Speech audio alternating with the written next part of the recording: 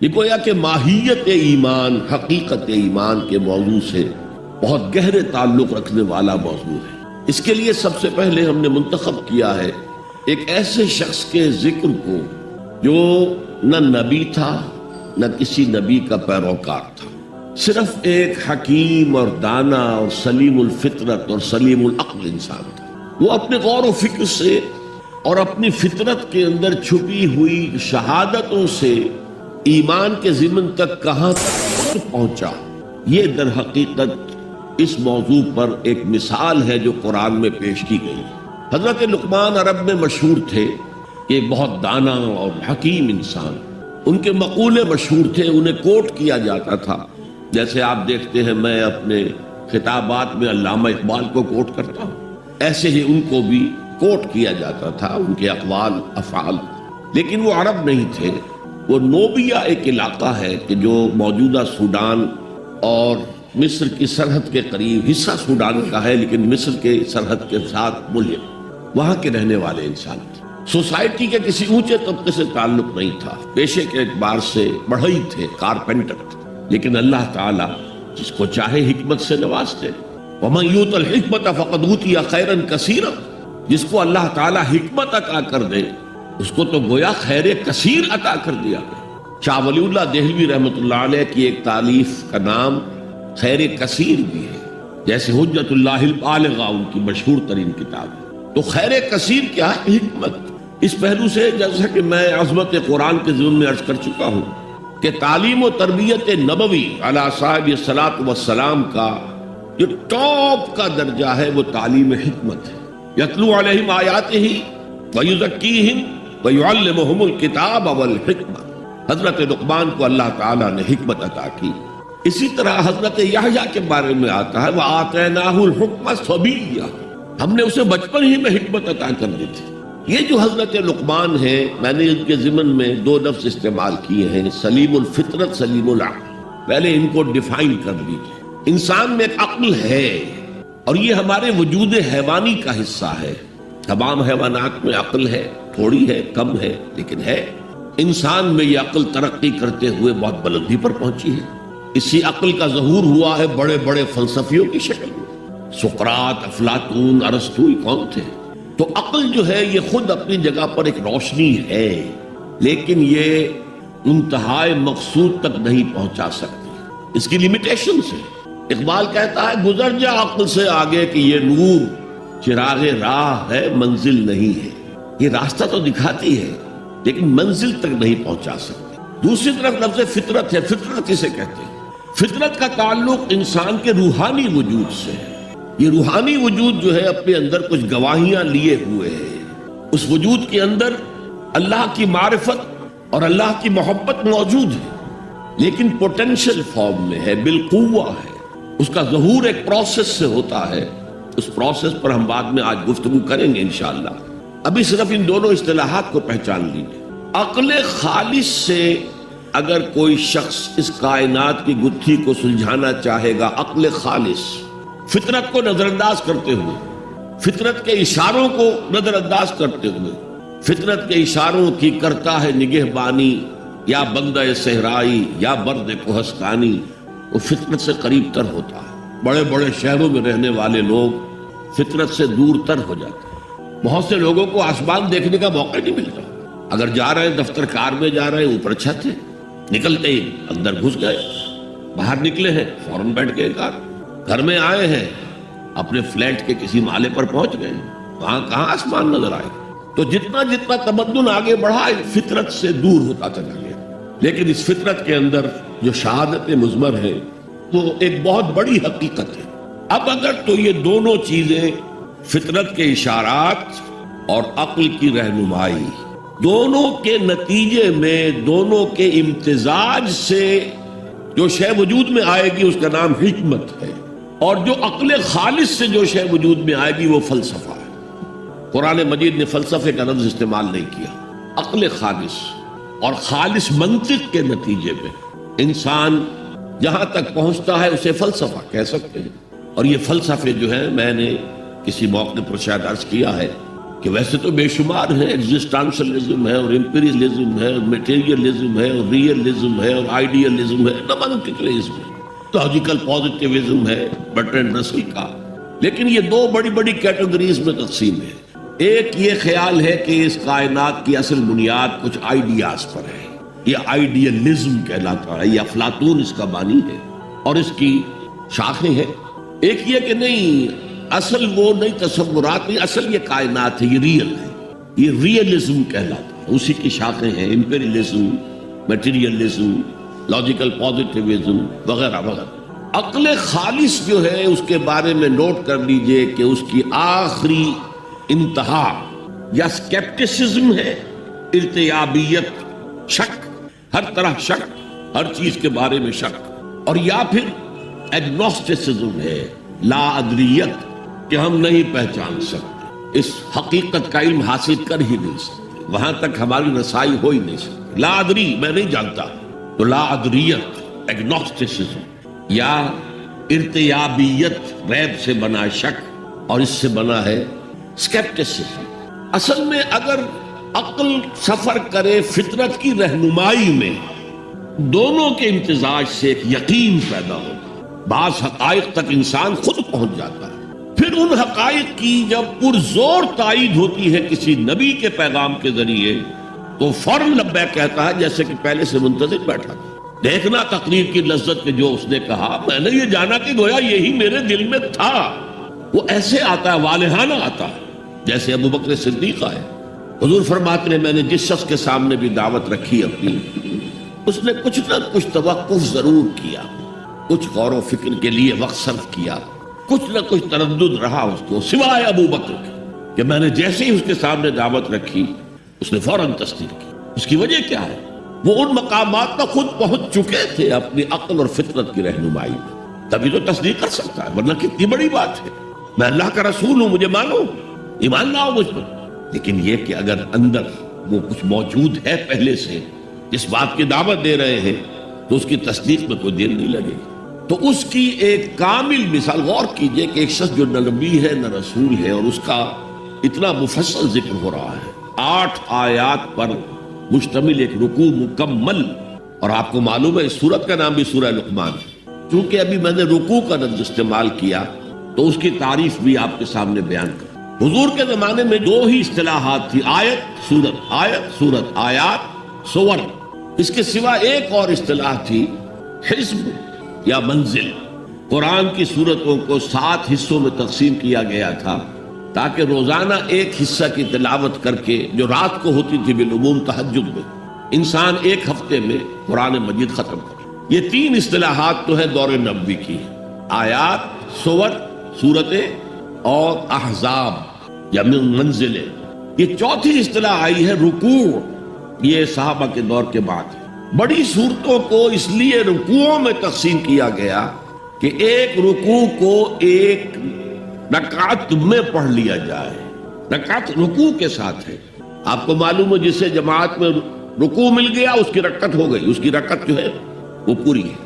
ظاہر بات ہے کہ سورہ بقرہ جو ہے پوری ایک رکعت میں پڑھنا تو ممکن نہیں ہے عام انسان کے لیے، لہذا اسے تقسیم کیا گیا رکوعوں میں، اور یہ تقسیم بڑے ارلی دور میں ہو گئی تھی، دور نبوت کے فوراً بعد، اور یہ تقسیم بڑی حکمت پر مبنی ہے، ایک مضمون مکمل ہو جائے، ایسا نہ ہو کہ ایک بات چل رہی تھی اور اچانک امام جو ہے وہ رکوع میں چلا گیا، بات کٹ گئی، اور پھر کبھی اس نے بات ایسی شروع کر دی جس کا تعلق اپنے ما سبق سے، ما قبل سے ہے ہی نہیں۔ یہ کام کرتے ہیں وہ ائمہ جو عالم نہیں، حافظ ہے، قاری ہے، عالم نہیں، اور اس میں بسا اوقات بڑی شدید تکلیف ہوتی، کوفت ہوتی۔ تو یہ رکوع جو ہے ان میں بڑی صورتوں کو تقسیم کیا گیا تاکہ اتنے حصے ہو جائیں کہ ایک رکعت میں ایک انسان تلاوت کر لے اور مضمون پورا ہو جائے، بات کہیں درمیان میں نہ ٹوٹے۔ اب دیکھیے اس پورے رکوع کا اس وقت درس دینا میرے لیے ممکن نہیں ہے، اس کو میں نے صرف ایک شہادت کے طور پر پیش کیا ہے، لیکن اس کے ذریعے ہمیں معلوم ہو جائے گا کہ عقل و فطرت کی رہنمائی میں انسان کہاں تک پہنچ سکتا ہے، جہاں سے آگے صرف عقل و فطرت رہنمائی نہیں کر سکتی۔ فرمایا وَلَقَدْ آتَيْنَا لُقْمَانَ الْحِكْمَةَ أَنِ اشْكُرْ لِلَّهِ، ہم نے لقمان کو حکمت عطا کی تھی کہ کر شکر اللہ۔ گویا کہ حکمت کا لازمی نیسیسری تقاضا نتیجہ اللہ کا شکر ہے۔ اب اس میں دیکھیے دو چیزیں مل گئی، شکر اور اللہ کا شکر۔ کس کا شکر؟ ایک کا تعلق فطرت سے ہے، آپ کی فطرت کے اندر یہ شے مضمر ہے، انہیرنٹ ہے کہ اگر کوئی آپ کے ساتھ کوئی خیر کرے، بھلائی کرے، آپ کی کسی ضرورت کو پورا کرے تو اس کے لیے ایک جذبہ تشکر پیدا ہو، جذبہ امتنان قلب میں پیدا ہو، اور آپ اگر کلچرڈ انسان ہیں تو آپ پھر اسے زبان سے بھی ادا کریں گے، جناب آپ کا بہت شکریہ، آپ نے میری یہ ضرورت پوری کی۔ شکر فطرت انسانی کی صحت کی علامت ہے، جس کو میں نے کہا سلیم الفطرت، یہاں تک کہ یہ حیوانات میں موجود ہے۔ آپ کسی پیاسے جانور کے سامنے پانی کی بالٹی رکھ کے اب وہ دیکھیے، جب وہ اپنی پیاس بجھا کر نگاہیں اٹھا کر آپ کو دیکھے گا تو اس کی آنکھوں کے اندر جذبہ تشکر جو ہے جھلکتا ہوا صاف نظر آ جائے۔ تو فطرت کا تقاضا ہے، فطرت کی صحت کا تقاضا ہے کہ جذبہ تشکر موجود ہے۔ عقل کا تقاضا یہ ہے کہ اس ہستی کو پہچانے جس کے لیے کہ یہ شکر ہے۔ سب سے پہلے آپ کو معلوم ہے، جیسے کہ آگے چل کر آیا، انشکر لی ولوالدیک، سب سے پہلا شکر جو انسان میں ہوتا ہے وہ اپنے والدین کے لیے ہوتا ہے۔ پالا پوسا، تکلیفیں اٹھائیں، اپنا پیٹ کاٹا اور ہمیں کھلایا، اپنی نیند جو ہے کھوئی، لیکن ہمارے اگر کوئی ہماری تکلیف لاحق تھی اس کا مداوع کرتے رہے۔ اس سے آگے انسان سوچتا رہا، اس ہوا سے مجھے بہت فائدہ ہوتا ہے، یہ آگ میرے لیے بہت مفید ہے، سب سے بڑھ کر یہ سورج ہے، تو ان کے لیے بھی ایک جذبہ تشکر ابھرا۔ لیکن ایک شکر تو اس ہستی کا ہوتا ہے جس کو انسان خود بھی کوئی بدلہ دے سکے۔ حل جزاء الاحسان الا الاحسان، والدین کے تشکر کا آپ حق ادا کر سکیں گے اگر بوڑھے والدین آپ کے پاس ہوں۔ اما یبلغن عندک الکبر احدہما او کلاہما فلا تقل لہما اف ولا تنہرہما وقل لہما قولا کریما واخفض لہما جناح الذل من الرحمۃ وقل رب ارحمہما کما ربیانی صغیرا۔ اور اگر تمہارے پاس تمہارے والدین میں سے کوئی ایک یا دونوں بڑھاپے کی عمر کو پہنچ ہی جائے تو دیکھنا کبھی انہیں اف تک نہ کہنا، کبھی انہیں جھڑکنا نہیں، ان سے بات کرنا بہت ادب کے ساتھ، اور اپنے کندھوں کو جھکا کر رکھنا ان کے سامنے، سینہ تان کے بات نہ کرنا۔ اور سب سے بڑھ کر یہ کہ اللہ سے دعا کرنا کہ اللہ میں ان کا حق ادا کرنے سے قاصر ہوں، تو ہی ان پر رحم فرما، میں تجھ سے رحم کی درخواست کر رہا ہوں، میری اس درخواست کو شرف قبول عطا کرتے ہوئے ان پر رحم فرما۔ یہ گویا کہ آخری ہے، وَقُلْ رَبِّ ارْحَمْهُمَا كَمَا رَبَّيَانِي صَغِيرًا۔ بہرحال بڑھاپے میں خدمت کی ہے تو کچھ نہ کچھ تو حق ادا کیا ہے، لیکن اگر کسی ایسے شے کا معاملہ ہے، میں بہت زیادہ وقت نہیں دینا چاہتا اور درمیانی کڑیاں بھی بیان کرتا۔ سورج ہے، اس کی ساری حرارت سے یہ سارا نظام چل رہا ہے۔ یہ بھی کہتے ہیں سورج ہی کا ٹوٹا ہوا ٹکڑا ہے یہ زمین، اسی سورج کی حرارت سے فصلیں پکتی ہیں، اسی سورج کا عمل تو ہے جو پانی کو بخارات بنا کر اٹھا رہا ہے سمندر سے، اسی سورج کے اتار چڑھاؤ سے ہواؤں کا نظام ہے، اسی سولر انرجی کو توارے درخت جو ہے جذب کر رہے ہیں، اور ان کی لکڑی کو جلا کر وہی سولر انرجی ان میں سے تم نکال لیتے ہو۔ گویا کہ انسانی زندگی کا جہاں تک انسان سوچ تک ہے وہ دار و مدار سورج پر ہے، لیکن سورج کا شکریہ کیسے ادا کرے، اس کے ساتھ کیا احسان کرے، کیا بھلائی کرے، کیا خدمت کرے۔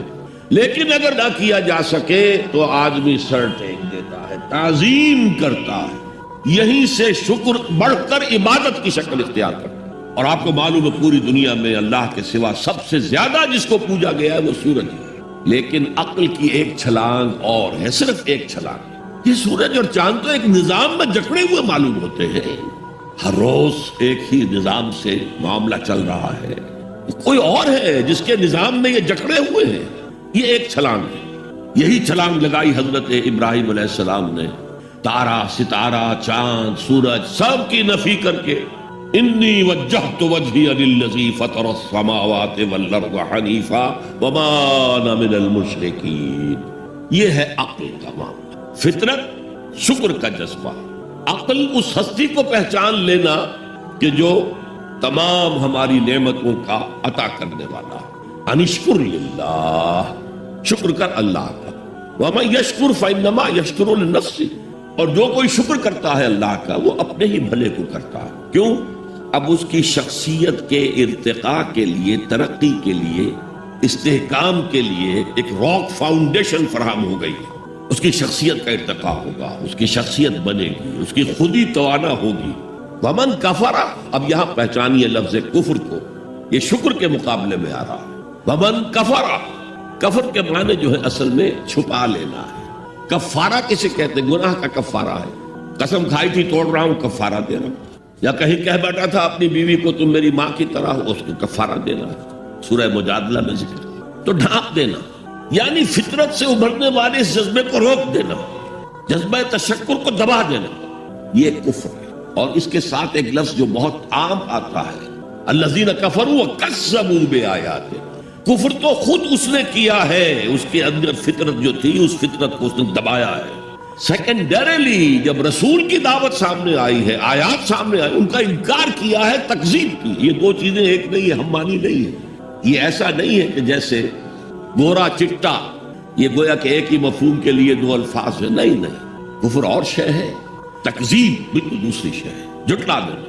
تو ومن کفر فإن اللہ غنی حمید، تو اللہ تعالیٰ تو غنی ہے، اسے کوئی احتیاج نہیں ہے کہ کوئی اس کی تعریف کرے نہ کرے، اس کا کوئی شکر ادا کرے نہ کرے.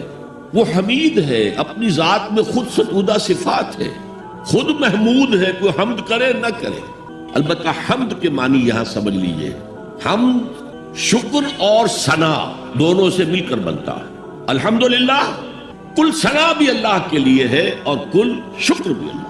انشکر للہ ومن یشکر فانما یشکر لنفسہ ومن کفر فان اللہ غنی حمید. اسی کے ساتھ عقل قدم آگے بڑھتی ہے. وَإِذْ قَالَ لُقْمَانُ لِابْنِهِ وَهُوَ يَعِظُهُ يَا بُنَيَّ لَا تُشْرِكْ بِاللَّهِ. ذرا یاد کرو جب کہ کہا تھا لقمان نے اپنے بیٹے سے، اور وہ اسے واعظ کہہ رہے تھے، نصیحت کر رہے تھے. عام طور پر یہی خیال ہے کہ یہ انتقال کے وقت کی نصیحت اور وصیت تھی. اب ظاہر بات ہے کہ انسان اپنے انتقال کے وقت اپنے بیٹے کو وہی باتیں بتائے گا جو اہم ترین ہے اس کے نزدیک، اس کی زندگی کا حاصل ہے. دولت مند شخص اپنے دولت کا حساب بتائے گا، کہاں کہاں کس کس شکل میں ہے.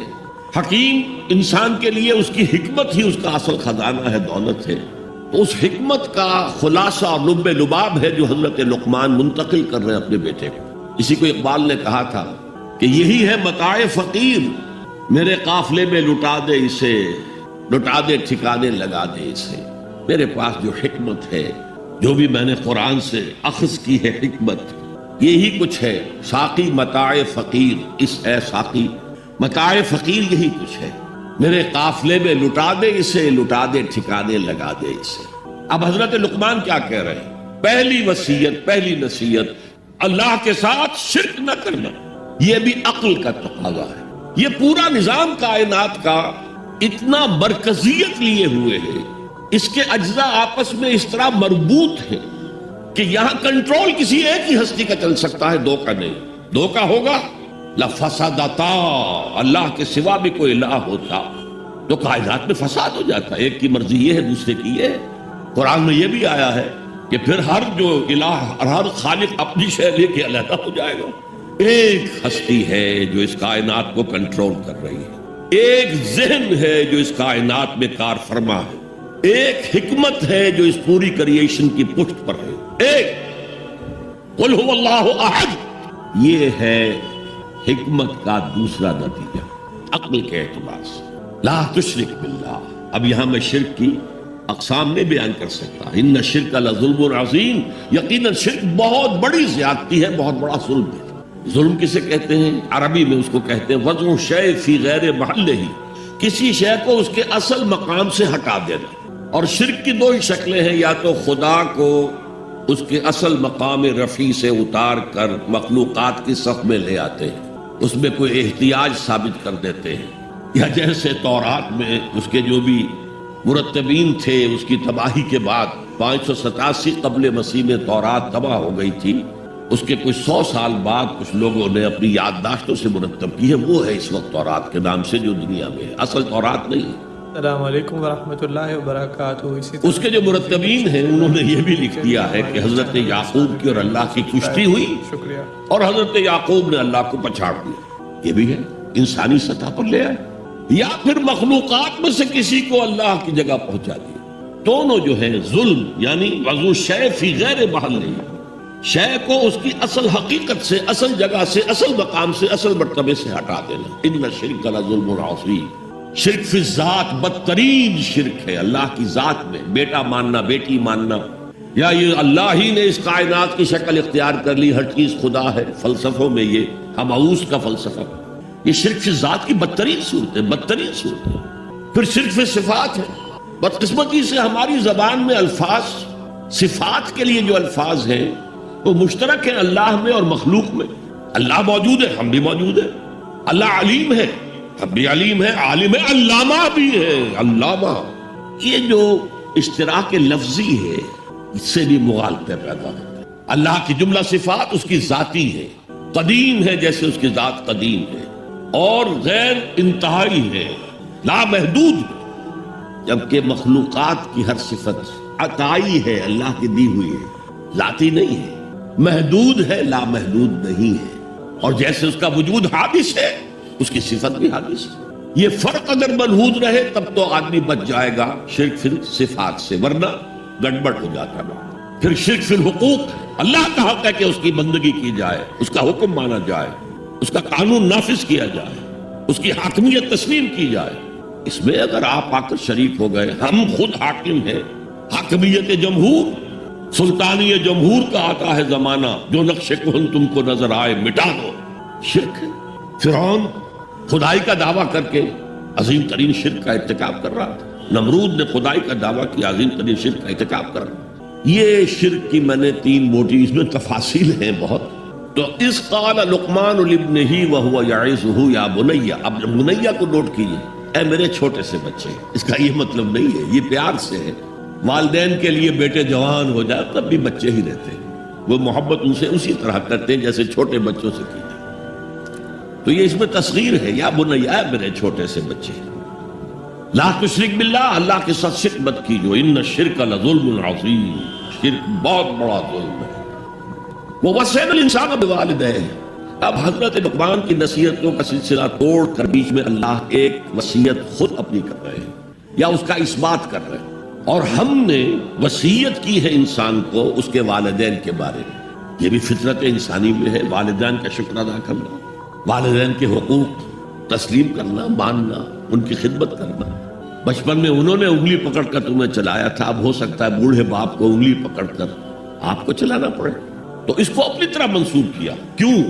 اگر حضرت لقمان کہتے تو اس میں ذرا جھجک والی بات تھی کہ اپنے حقوق اپنے بچے کو بتا رہے ہیں۔ اللہ نے مضمون کی تکمیل کے لیے ووصینا الانسان بوالدیہ، اس سے پہلے سورہ عنکبوت میں آیا ہے ووصینا الانسان بوالدیہ حسنا، ہم نے انسان کو وصیت کی ہے والدین کے حق میں بھلائی کی، نیک سلوک کی۔ اچھا، والدین میں سے والدہ کا معاملہ والد کے مقابلے میں بہت بڑھ کر ہے۔ والد تو آپ کو معلوم ہے جو بھی ایک تعلق ہوا بیوی سے، اس کے بعد کا جو سارا معاملہ ہے وہ تو ماں کے پیٹ میں، ماں کا خون چوس کر وہ بچہ پل رہا ہے۔ حملتہ امہ وہنا علی وہن، اسے اٹھائے رکھا اس کی ماں نے کمزوری پر کمزوری جھیل کر، وفصالہ فی عامین، پھر 2 سال تک جوک کی طرح چمٹا رہا ہے اور اس کا دودھ پیتا رہا ہے، اس کی توانائی سٹ کرتا رہا۔ لہذا والدہ کا حق والد کے مقابلے میں ایک حدیث نبوی کی روح سے 3 گنا ہے۔ یہ بہت اہم نقطہ ہے۔ یہ ایک حدیث میں آتا ہے کہ ایک صحابی نے حضور سے پوچھا، حضور میرے حسن سلوک کا اولین مستحق کون ہے؟ فرمایا تیری ماں۔ کہا ان کے بعد؟ فرمایا تیری ماں۔ تیسری مرتبہ پوچھا، ان کے بعد؟ تیری ماں۔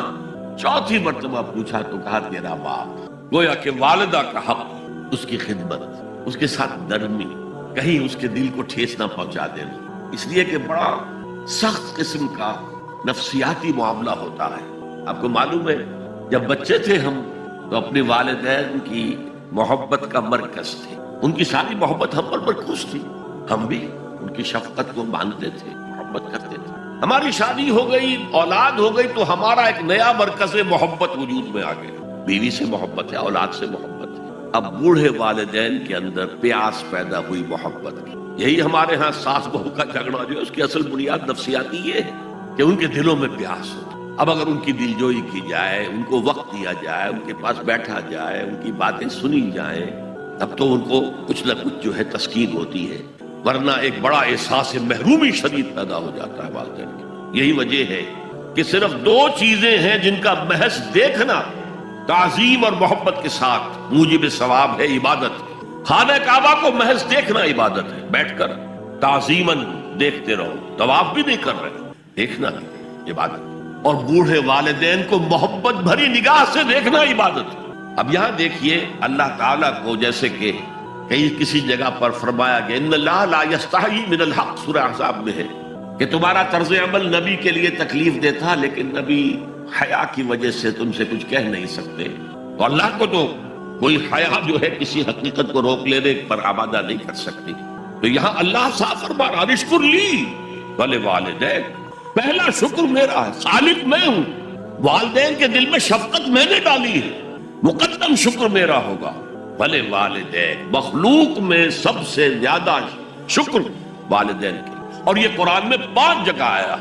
وَقَضَىٰ رَبُّكَ أَلَّا تَعْبُدُوا إِلَّا إِيَّاهُ وَبِالْوَالِدَيْنِ إِحْسَانًا، سورہ بنی اسرائیل، سورہ بقرہ میں ہے، سورہ نساء میں، ان اشکر لی وَلِوَالِدَيْكَ إِلَيَّ الْمَصِيرُ، لوٹنا تو میری طرف ہے، میں حساب لے لوں گا کہ تم نے میرا بھی شکر ادا کیا تھا یا نہیں، اور اپنے والدین کا بھی شکر ادا کیا تھا یا نہیں۔ اب دیکھیے 2 چیزیں آئیں، ایک شکر اللہ کا اور اس کا تقاضا شرک نہ ہو، ایک شکر والدین کا۔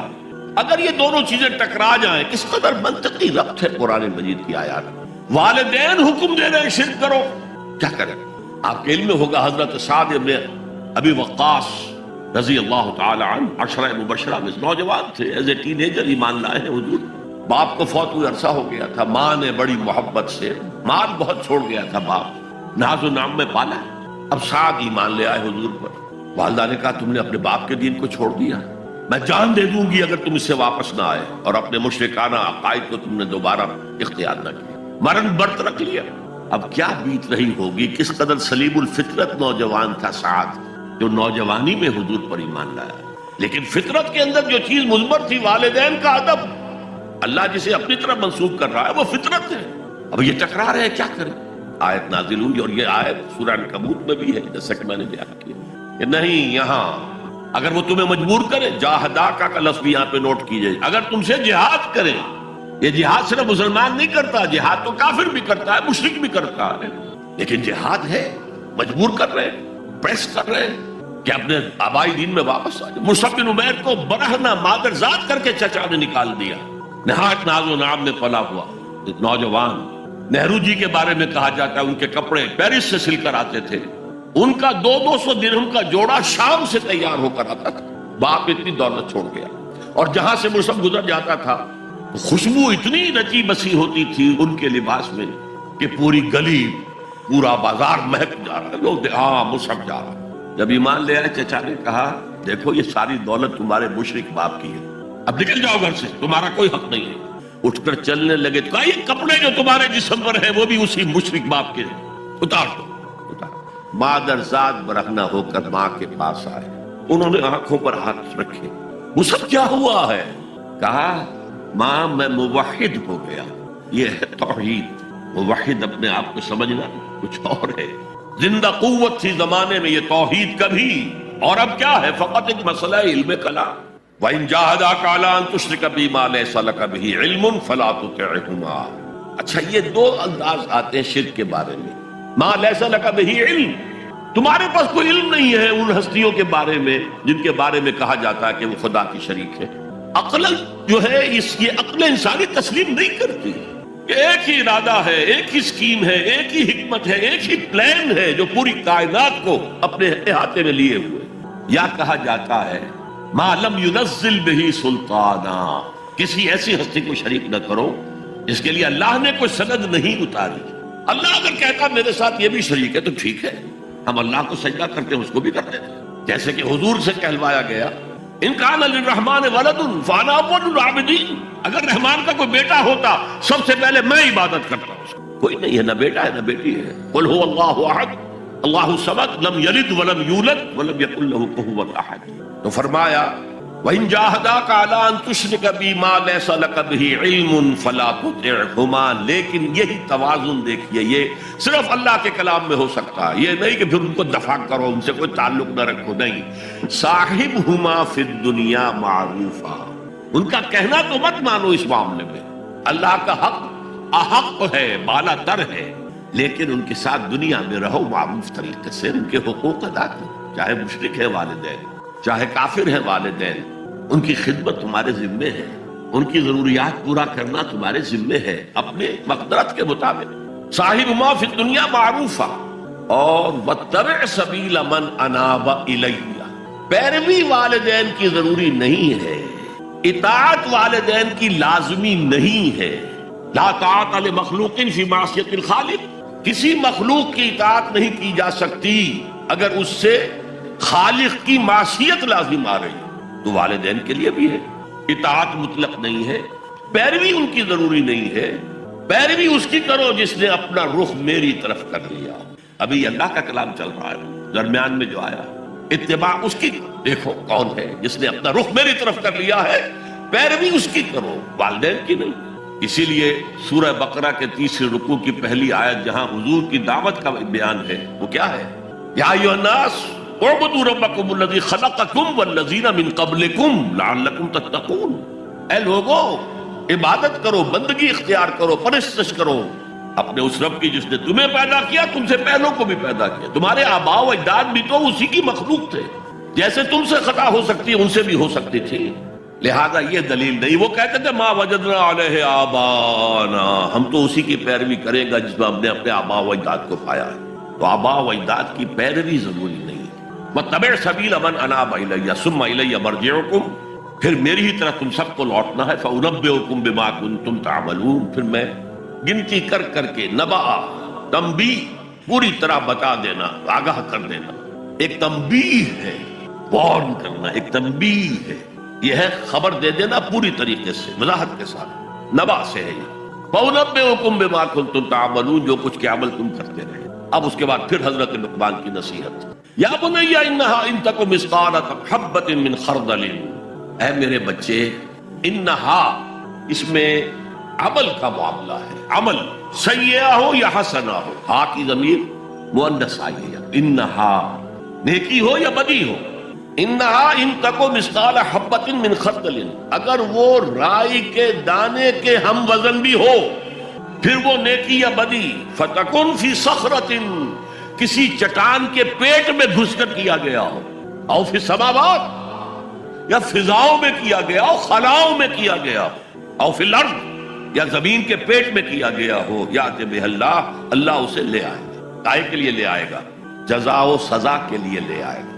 انسانی اعمال میرے بیٹے یہ جان لو ضائع ہونے والی چیزیں نہیں. ان کے بدلے نکلیں گے، ان کے نتائج نکلیں گے، ان کے بدلے مل کر رہے. چھوٹی سی چھوٹی چیز کو رائی کے دانے کے ہم وزن بھی ہو. مثقال ثقل سے بنا ہے، ثقل کہتے ہیں بوجھ کی. تو اگر وہ رائی کے دانے کے ہم وزن بھی ہوگا تو کہیں نہیں چھپے گا. اسی لیے آیا نا فَمَن يَعْمَلْ مِثْقَالَ ذَرَّةٍ خَيْرًا يَرَهُ وَمَن يَعْمَلْ مِثْقَالَ ذَرَّةٍ شَرًّا يَرَهُ. کسی نے اگر ذرے کے ہم وزن نیکی کی ہوگی وہ بھی اپنے سامنے پائے گا، اور ذرے کے ہم وزن کوئی بدی کی ہوگی وہ بھی سامنے پائے گا.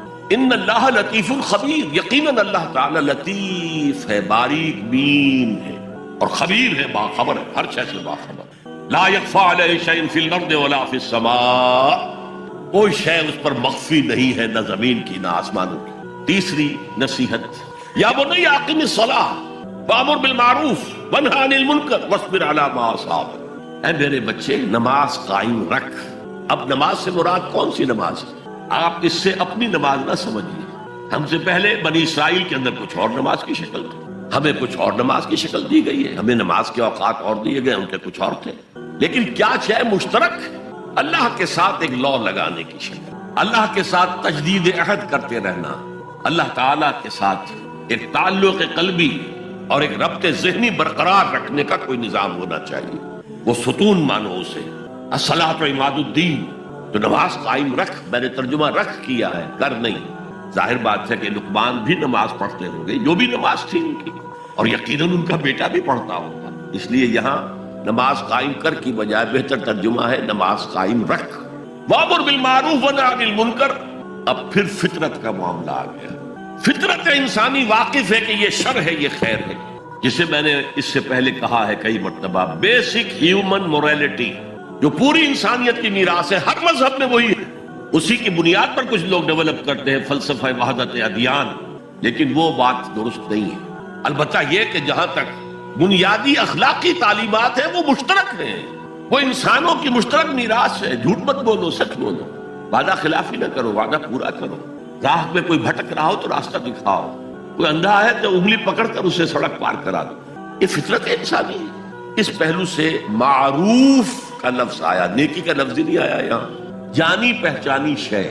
اذا ساعت کا سیئتوں کا وحرت کا حسنتوں کا فانت مومن، اگر تمہیں کوئی نیکی کا کام کر کے مسرت حاصل ہو، دل میں انشراح ہو کہ اللہ نے مجھے توفیق دی، اور کوئی برا کام کر کے برا لگے یہ میں نے کیا کر دیا، نہیں کرنا چاہیے تھا، تو تم مومن۔ تو معروف شے ہے، جانی پہچانی چیز ہے نیکی، اور منکر ہے، فطرت انسانی ابا کرتی ہے برائی سے۔ یہ علیحدہ بات ہے کہ انسان جو ہے اپنی فطرت کے خلاف چلتا ہے، اپنے مفادات کو دیکھتا ہے، دنیا پرستی میں غرق ہو گیا ہے کہ اندر سے اس کا ضمیر کانشنس اسے ملامت کرتا ہے تو غلط کام کرتا۔ پھر آئے دن میں ہم دیکھ سکیں وہ اپنے آپ کو سیٹسفائی کرنے کے لیے کہتا ہے میں فلاں فلاں نیکی کا کام بھی تو کر رہا ہوں، تو اتنا مضطرب کیوں ہے؟ یہ سارا معاملہ معروف منکر، یا بنی اقم الصلاۃ وامر بالمعروف وانہی عن المنکر، اے میرے بچے نماز قائم رکھیو، انتقال کے وقت کی یہ وصیت، اور نیکی کا حکم دیتا رہے، معروف شے کا پرچار کریے۔ یہ وہی مضمون آ گیا سورۃ العصر کا، والعصر ان الانسان لفی خسر الا الذین آمنوا وعملوا الصالحات وتواصوا بالحق وتواصوا بالصبر۔ یا بنی اقم الصلاۃ، یہ عمل صالح، شرک سے بچ گئے، یہ ایمان ہے، توحید ہے، وامر بالمعروف ونہی عن المنکر، حکم دے نیکی کا، بھلائی کا، معروف کا، اور روک منع کر منکر سے، جس سے ابا کرتی ہے انسان کی فطرت، جس میں وہ جانتی ہے کہ یہ کام اچھا نہیں۔ وَاصْبِرْ عَلَىٰ مَا أَصَابَكَ، وہ صبر بھی آ گیا، وَتَوَاصَوْا بِالصَّبْرِ، اور پھر جو بیتے اس پر صبر کیجو، اس لیے کہ امر بالمعروف اور نہی عن المنکر بڑا کڑوا فعل ہے۔ یہ خاص طور پر نہی عن المنکر کسی کو اچھا نہیں لگتا، ریزنٹمنٹ ہوتی ہے۔ بچے بھی جیسا کہ میں عرض کر چکا ہوں، اگر آپ کہہ دیں بھئی یہاں مت کھیلو، یہ کھیلنے کی جگہ نہیں ہے، تو پھر اکثر و بیشتر اپنی عزت سلامت لے کر گھر جانا ممکن نہیں ہوگا۔ اور جو سب سے بڑا حق ہے، یہ زمین، یہ کائنات اللہ کی ہے، وہ اس کا حاکم ہے، اس کی حاکمیت قائم کرو۔ تو جو خدا بنے بیٹھے ہوں اپنی حاکمیت کا سکہ چلا رہے ہیں، وہ برداشت کریں گے؟ یہ دیکھیے عیسائیت میں بھی یہ تصور موجود ہے۔ آخر ہے تو حضرت عیسیٰ نبی تھے نا، اللہ کے رسول تھے۔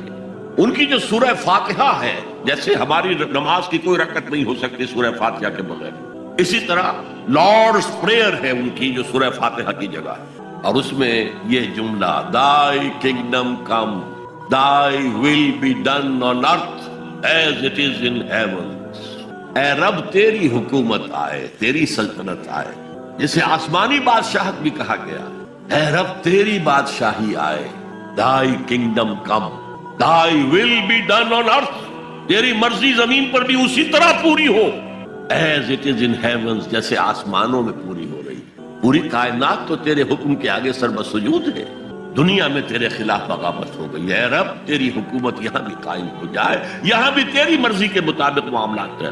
اب اس میں ظاہر بات ہے ریزنٹمنٹ ہوگا، جو خدائی کا تخت جمائے بیٹھے ہوں، جن کے ویسٹڈ انٹرسٹ ہوں، جو اس معاشرے میں پریولیج کلاسز ہوں، وہ کبھی گوارا نہیں کریں گے۔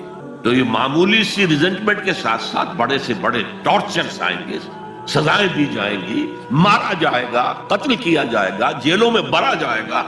لیکن فرمایا وَاصْبِرْ عَلَىٰ مَا أَصَابَكَ، جو بھی پڑے تم پر پھر جھیلو اور برداشت کرو۔ إِنَّ ذَلِكَ مِنْ عَزْمِ الْأُمُورِ، یہ بڑے عظیمت کے کاموں میں سے ہے، بڑے عزم اور ہمت کی ضرورت ہے، اس کے لیے بڑی قوی قوت ارادی کی ضرورت ہے، بہت پختہ ڈٹرمنیشن کی ضرورت ہے، یہ معمولی باتیں نہیں ہیں۔ یا بنی اقم الصلاۃ وامر بالمعروف وانہی عن المنکر واصبر علی ما اصابک ان ذلک من عزم الامور۔ اب اس کے بعد دو چیزیں عام اخلاقیات میں سے، ولا تصعر خدک للناس، اپنے گال پھلا کر نہ رکھو لوگوں کے سامنے، اس لیے کہ جو شخص اس مقام پر پہنچ گیا ہے اب اس پر شیطان کا حملہ ایک ہی ہو سکتا ہے، اور وہ یہ کہ تکبر پیدا ہو جائے، دوسرے انسانوں کو وہ حقارت سے دیکھے، یہ کن گندگیوں میں پڑے ہوئے، یہ نالی کے کیڑے، نفرت پیدا ہو جائے، تکبر پیدا ہو۔ صعب جو ہے ایک بیماری کا نام تھا جو کہ گردن میں اونٹ کے ہوتی تھی جس کے اونٹ ٹیڑھی ہو جاتی. تو یہ جسے آپ کہتے ہیں کج رخی، کج کولاہی، ٹوپی بھی کج رکھی ہوئی ہے، اور کوئی آپ سے بات کرتا ہے تو اس کی طرف منہ کر کے جواب نہیں دیتے، ایسے ہی جواب دے دیا. حضور کے بارے میں آتا ہے کہ کوئی بھی شخص اگر آپ سے بات کرتا تھا آپ پورے اس کی طرف مڑ کر اس کی بات سنتے، یہ نہیں کہ بے اعتنائی کے ساتھ بس بات سننی نہیں. وَلَا تُصَعِّرْ خَدَّكَ لِلنَّاسِ وَلَا تَمْشِ فِي الْأَرْضِ مَرَحًا، اور زمین میں اترا کر نہ چلیے، اکڑ کر نہ چلیے. ان اللہ لا يحب كل مختال فخور، یقیناً اللہ کو بالکل پسند نہیں ہے. مختال بنا ہے خیل سے، اختیال، گھوڑے کی چال میں ایک تمکنت ہوتی ہے، وہ تمکنت آپ اپنی چال میں اختیار کریں گے تو وہ آپ کے غرور ذہنی کا انڈیکس ہو، اندر کا غرور ظاہر ہوگا کہ اس چال سے، گھوڑے کی تمکنت والی چال. وَلَا تَمْشِ فِي الْأَرْضِ مَرَحًا ان اللہ لا يحب كل مختال فخور، فخر کرنے والا. علم پر فخر ہو رہا ہے، تقوی پر فخر ہو رہا ہے، مال پر فخر ہو رہا ہے، اپنے سوشل سٹیٹس پر فخر ہو رہا ہے، اللہ کو پسند نہیں. وقصد فی مشیک، اپنی چال میں میانہ روی اختیار کرو، نہ بہت تیز نہ بہت آہستہ. لیکن یہ اصل میں مراد ہے پوری زندگی ایک میانہ روی. اگر کوئی تنگی ہے تو بالکل ہاتھ کھینچنا نہیں، اگر کشادگی ہو گئی ہے تو اسراف اور تبذیر سے کام مت لو، میانہ روی اختیار کرو، درمیانی راستے. اپنی چال میں، اپنی روش میں کہہ لیجیے، اپنی روش میں میانہ روی اختیار کرو. وَغْضُضْ مِنْ صَوْتِكَ، اور اپنی آواز کو پست رکھو. یہاں تھوڑی سی وضاحت ضروری ہے. حدیث ہمیں یہ ملتی ہے کہ حضور جب خطبہ دیتے تھے تو الفاظ عَلَا صَوْتُهُ، آپ کی آواز بہت بلند ہو جاتی تھی. وَاحْمَرَّتْ عَيْنَاهُ، آپ کی دونوں آنکھیں سرخ ہو جاتی تھی. آپ اس طرح خطبہ دیتے تھے جیسے کوئی سپہ سالار اپنی فوج کو لڑنے پر آمادہ کر رہا ہو. لہذا یہ وقت کی بات ہے. یہاں مراد کیا ہے؟ کسی وقت آپ کا کوئی آرگومنٹ کسی کے ساتھ ہو رہا ہے and you feel that you are losing the ground، آپ اپنی آواز بلند کر دیتے ہیں، اس کو اپنی آواز سے دبانا چاہتے ہیں. یہ نہیں. فرمایا مقصد فی مشیک وغضض من صوتک ان انکر الاصوات لصوت الحمیر. آواز کا بلند ہونا کوئی آواز کا حسن نہیں ہے. اگر ایسا ہوتا تو گدھے کی آواز بہت بلند ہوتی ہے لیکن کسی کو پسند آتی ہے. اور یہاں انکر کا لفظ آ گیا، وہی منکر، ناپسند ہونا. اس میں سے انکر افعل کے بدن پر، کبیر سے اکبر، صغیر سے اصغر، علیم سے اعلم. اب اس کا تجزیہ کیجئے ان 8 آیات میں. اگر تو یہ کسی نبی کے امتی ہوتے تو اس کا بھی نام لیتے، اس کا بھی اتباع کرو، سنت کو مضبوطی سے پکڑو. جیسے شیخ عبد القادر جیلانی کی وصایا ہے جو انہوں نے اپنے بیٹے کو کی، شاہ ولی اللہ دہلوی کی وصایا ہے. کسی نبی کے امتی ہوتے تو یہ کہتے، نبی ہوتے تو جو کتاب اتنی ہوتی کہتے تمسک بالکتاب، دیکھنا مضبوطی سے پکڑے رکھنا کتاب. یا خذ الکتاب بقوہ وآتیناہ الحکم صبیہ، کتاب کو مضبوطی سے تھامو. اس کی کوئی یہاں تلقین نہیں. اچھا، جزائے اعمال کے بارے میں تو کہا اعمال ضائع نہیں ہوں گے. انسانی اعمال نیکی کے ہوں بدی کے ہوں ان کا نتیجہ نکل کر رہے گا. لیکن یوم قیامہ، آخرت، وزن اعمال، جنت، دوزخ، جو امور صرف نبی کے ذریعے معلوم ہو سکتے ہیں ان میں سے کسی ایک کا بھی ذکر نہیں. لہذا نہ وہ کسی نبی کے امتی تھے نہ خود نبی تھے. صرف فطرت، عقل سلیم، فطرت سلیمہ کی روشنی میں جہاں تک انسان پہنچ سکتا ہے اس کو یہاں بیان کر دیا. اب نوٹ کیجئے ایک نقطہ، سورہ فاتحہ جو ہماری نماز کا جزو لازم ہے اس میں یہی بات آپ کو ملے گی. ایسا شخص ہے جو پڑھ رہا ہے الحمدللہ، وہ کہہ رہا ہے حمد الحمدللہ رب العالمین، کل شکر کل ثنا اللہ کے لیے ہے جو تمام جہانوں کا رب ہے. الرحمن الرحیم مالک یوم الدین، ایاک نعبد و ایاک نستعین. اب اہدنا الصراط المستقیم جو کہہ رہا ہے وہ کاہے کے لیے کہہ رہا ہے؟ یہ کس شخص کو ریپرزینٹ کیا جا رہا ہے؟ کون ہے یہ؟ کس کی دعا یہاں نقل کی جا رہی ہے؟ یہاں قل بھی نہیں ہے، ورنہ آخر میں قل اعوذ برب الفلق قل اعوذ برب الناس وقل رب زدنی علما، یہاں تو نہیں ہے. اور یہ پورے قرآن مجید کی ام الکتاب الفاتحہ، الشافیہ، الکافیہ، ام الکتاب. یہ اس کا اصل مخاطب نوٹ کیجئے، قرآن مجید کا اصل مخاطب وہ سلیم الفطرت اور سلیم العقل انسان، جن کے اندر نیکی بدی کا شعور بھی موجود ہو، جو نیکی کی راہ پر چلنا چاہیں اور بدی سے بچنا چاہیں. وہ جو یہاں آیا پھر وہ اللہ سے عہد کر کے اللہ تیری ہی بندگی کریں گے، پرستش کریں گے۔ تیرا شکر کا حق یہی ہے کہ تیری بندگی کریں، تیرا ہر حکم مانیں۔ البتہ یہ کام بہت مشکل ہے، زندگی کے ہر معاملے میں تیرا حکم ماننا آسان نہیں، لہذا تجھ ہی سے مدد چاہتے ہیں۔ ایاک نعبد و ایاک نستعین، جیسے کہ حضور ہر نماز کے بعد دعا جو مانگتے تھے ان میں سے اللہم اعنی علی ذکرک و شکرک و حسن عبادتک، اے اللہ میری مدد فرما کہ میں تیرا ذکر کر سکوں، تیرا شکر ادا کر سکوں، کما حقک، جیسا کہ تیرا حق ہے، اور حسن عبادت کا حق ادا کر سکوں۔ اب وہ ہدایت جو مانگی جا رہی ہے وہ انفرادی بھی معاملات ایسے ہوتے ہیں کہ جن میں انسان گھبرا جاتا ہے کہ یہ نیکی ہے یا بدی ہے۔ حضور نے فرمایا الحلال بین الحرام بین وبینہما مشتبہات، یہ جو درمیان میں آدمی کھڑا ہو جاتا ٹھٹک کر، اور پھر سب سے بڑھ کر نظام اجتماعی، اس تک عقل رہنمائی نہیں کر سکتی۔ عقل انسانی مجبور ہے کہ گھٹنے ٹیک کر اللہ سے دعا کرے اہدنا الصراط المستقیم۔ یہ تین ڈائمنشنز ہیں عورت اور مرد کے درمیان توازن، حقوق اور فرائض کا، سرمایہ اور محنت کے درمیان توازن، اور جو بھی حکام وقت ہوں اور عوام ان کے درمیان توازن، یہ انسان کے لیے ممکن نہیں۔ یہاں انسان مجبور محض ہے کہ ہاتھ جوڑ کر دعا کرے۔ اور دیکھیے اسی کا ثبوت کیا ہے، جب اس اہدنا الصراط المستقیم کا جواب شروع ہوا ہے، یہ تو سوال تھا نا، سائل بن کر ہم نے کہا، اور اب سورہ بقرہ سے جواب شروع ہو رہا ہے۔ دیکھو یہ ہدایت کی کتاب ہم تمہیں دے رہے ہیں، الف لام میم ذالک الکتاب لا ریب فیہ ھدی للمتقین، یہ ہدایت ہے صرف ان کے لیے جو بچنا چاہتے ہیں۔ جسے کانٹ نے کہا ہے مورل لا ود ان، اس نے کہا کہ وجود ہستی کے دو دلیلیں ہیں سب سے بڑی، the starry heavens above and the moral law within, ہمارے اندر مورل لا ہے، یہ اچھا ہے یہ برا ہے، یہ خیر ہے یہ شر ہے، یہ مورل لا ہے۔ جن کا یہ مورل لا فطرت کی صحت و سلامتی کی بنیاد پر برقرار ہے، جو تمیز کرتے ہیں بھلائی اور برائی میں، ان کے لیے ہدایت ہے۔ اولاً وہی آتے ہیں سلیم الفطرت لوگ، ابو بکر اور عثمان رضی اللہ تعالی عنہما، والذین اتبعوہم بإحسان، پھر کچھ لوگ ان کے پیچھے پیچھے بھی آتے ہیں۔ ایک نمونہ دیکھ لیا، کچھ لوگ بڑھ رہے ہیں، یہ دوسرے درجے کے لوگ ہیں۔ قرآن مجید میں درجہ بندی بیان کی گئی ہے، السابقون الاولون من المہاجرین والانصار والذین اتبعوہم بإحسان رضی اللہ عنہم ورضوا عنہ۔ تو یہ سابقون الاولون جو ہیں وہ سلیم الفطرت، وہ سلیم العقل انسان ہیں جو ان چیزوں تک پہنچ چکے ہیں، البتہ ابھی یقین کی دولت جو ہے حاصل نہیں ہوئی۔ اور یہی نقشہ کھینچا گیا ہے حضور کا، وَوَجَدَكَ ضَالًّا فَهَدَىٰ۔ ضال کا ترجمہ جو ہے گمراہ بھی کر دیا جاتا ہے، ضال اسے بھی کہتے ہیں کہ کوئی شخص کسی کے عشق میں دیوانہ ہو جائے، اور ضال وہ بھی ہے جو ابھی حق کی تلاش میں سرگرداں ہے۔ تو جو غور و فکر غار حرا میں ہو رہا تھا، حدیث میں آتا ہے تحنسو یتحنسو فی، جا کر آپ وہاں عبادت کرتے تھے، تو وہ عبادت کیا تھی؟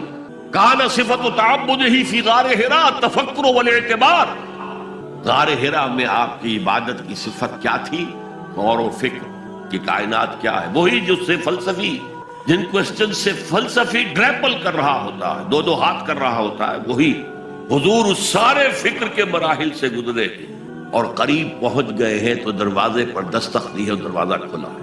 وَوَجَدَكَ ضَالًّا فَهَدَىٰ، پردے اٹھا دیے اور ہدایت دی۔ اچھا، یہ تو آپ کے سامنے تعلق جو ہے ایمان کا عقل و فطرت کے ساتھ میں سمجھتا ہوں کہ کسی نہ کسی درجے میں واضح ہو۔ اب میں آپ کو اس کا سنتھسس بتاتا ہوں۔ یہ عقل و فطرت جو ہے، اللہ کو پہچاننا کلیتاً فطرت پر مبنی ہے۔ انسان کی فطرت میں، اس کی روح میں اللہ کی معرفت، اللہ کی محبت موجود ہے، اس پر ظہور کے پردے پڑ گئے ہیں، تم ادھر متوجہ ہی نہیں ہوتے، تم نے کبھی اپنے قلب کی گہرائیوں میں اتر کر دیکھا ہی نہیں، تم تو باہر کی دنیا میں مگن، وہ مادی دنیا میں لگے ہوئے۔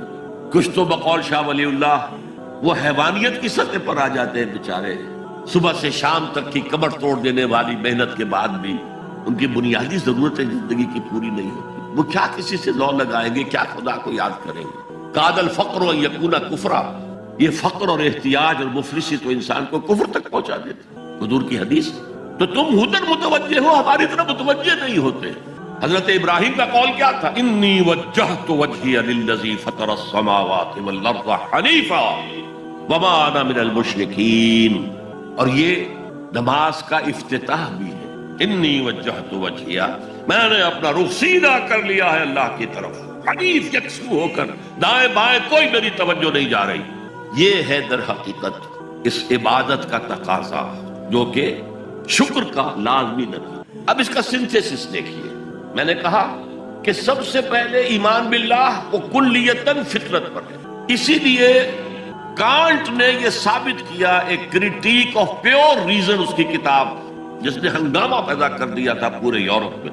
اس وقت تک کرسچینٹی ڈومیننٹ تھی اور مذہب ایک اہم عنصر تھا انسانی زندگی کا. اس نے کہا اللہ کے وجود کے لیے جتنے منطقی دلیلیں دی گئی ہیں سب غلط ہیں، میں سب کو کاٹ کر دکھاتا ہوں. جیسے ہم کہتے ہیں لوہے کو لوہا کاٹتا ہے، منطق نے منطق کو کاٹ دیا. There is no logical reason to prove the existence of God. A critique of pure reason. میں نے کہا تھا پیور ریزن، عقل خالص جو فطرت سے رہنمائی نہیں لے رہی. وہ فلسفہ جو ہے اس کی منزل کیا ہے؟ ایگنوسٹسزم یا اسکیپٹسزم، لادریت یا ارتیابیت. پھر اس نے ایک کتاب لکھی بعد میں، کریٹیک آف پریکٹیکل ریزن.